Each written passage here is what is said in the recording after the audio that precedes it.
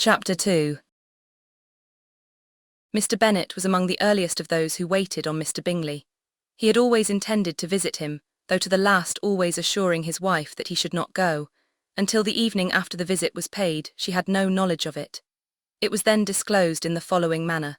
Observing his second daughter employed in trimming a hat, he suddenly addressed her with, "I hope Mr. Bingley will like it, Lizzie." "We are not in a way to know what Mr. Bingley likes," said her mother resentfully, "since we are not to visit." "But you forget, mamma," said Elizabeth, "that we shall meet him at the assemblies, and that Mrs. Long promised to introduce him." "I do not believe Mrs. Long will do any such thing. She has 2 nieces of her own. She is a selfish, hypocritical woman, and I have no opinion of her." "No more have I," said Mr. Bennet, "and I am glad to find that you do not depend on her serving you." Mrs. Bennet deigned not to make any reply, but, unable to contain herself, began scolding one of her daughters. "Don't keep coughing so, Kitty, for heaven's sake. Have a little compassion on my nerves, you tear them to pieces." "Kitty has no discretion in her coughs," said her father, "she times them ill."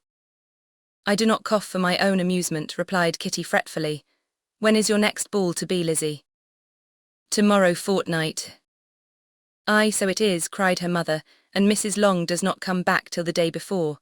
So it will be impossible for her to introduce him, for she will not know him herself." "Then, my dear, you may have the advantage of your friend, and introduce Mr. Bingley to her." "Impossible, Mr. Bennet, impossible when I am not acquainted with him myself. How can you be so teasing?" "I honour your circumspection. A fortnight's acquaintance is certainly very little. One cannot know what a man really is by the end of a fortnight.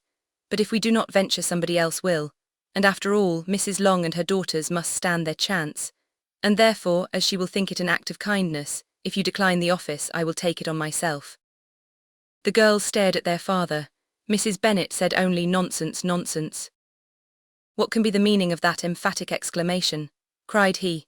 "Do you consider the forms of introduction and the stress that is laid on them as nonsense? I cannot quite agree with you there. What say you, Mary?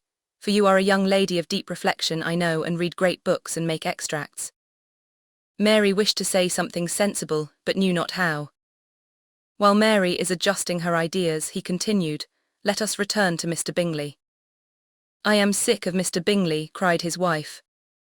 "I am sorry to hear that, but why did not you tell me that before? If I had known as much this morning, I certainly would not have called on him. It is very unlucky, but as I have actually paid the visit, we cannot escape the acquaintance now."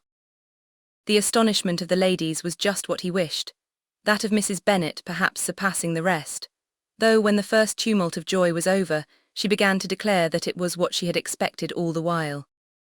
"How good it was in you, my dear Mr. Bennet, but I knew I should persuade you at last. I was sure you loved your girls too well to neglect such an acquaintance. Well, how pleased I am, and it is such a good joke, too, that you should have gone this morning and never said a word about it till now." "Now, Kitty, you may cough as much as you choose," said Mr. Bennet, and as he spoke he left the room, fatigued with the raptures of his wife. "What an excellent father you have, girls," said she when the door was shut. "I do not know how you will ever make him amends for his kindness, or me either for that matter. At our time of life it is not so pleasant, I can tell you, to be making new acquaintances every day, but for your sakes we would do anything. Lydia, my love, though you are the youngest, I dare say Mr. Bingley will dance with you at the next ball."